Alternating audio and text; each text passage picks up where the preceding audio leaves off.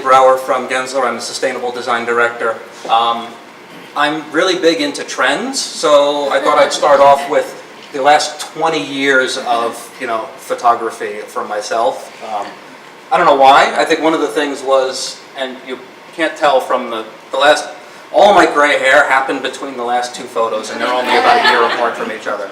So it's always fun. You got to stay on top of everything. It's just, it's always a crazy ride.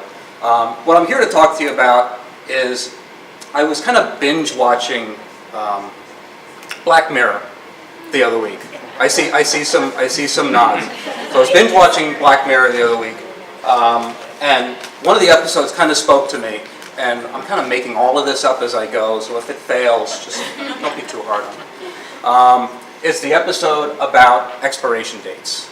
So I'm going to explain a little bit of this episode to you guys without giving away the end game for everybody who hasn't seen it.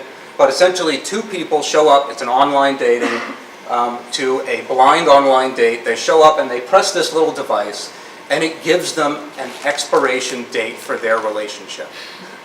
Now, I won't get into the details of what some of the people who had a 12 or 36-hour relationship did. I'll let you guys figure that out. But once, it was interesting to me, because I watched it a few times looking at it, there was that excitement. For the short-term relationships, there was a very distinct excitement. But then, alternately, they had a few couples who never met each other before. They're all set the same way. They show up and they've got a 5-year relationship on somebody they've never met before. And now a new emotion kind of took over in the faces of those people, and it was called panic. All right? So where am I going with this? What I'm showing here now, I'm going to completely go off the rails here. This is the next 20 years of what we're seeing in building codes as it relates to net zero energy. It's coming down the pike. If you talk to anybody in this room, and so a lot of people that Heidi and I know outside of this room, you tell us we're going to do a net zero energy project, we get excited. We love it. We think it's great. But you turn around and you tell us that we've got to make sure that it's not just one net zero energy project, but it's every single project in the office. And I'll tell you, I've got at least 1,200 projects in my office. Panic.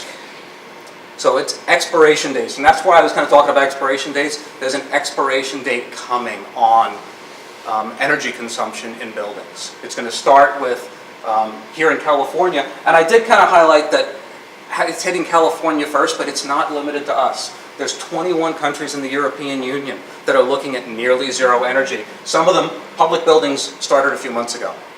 We're actually at the beginning of this month.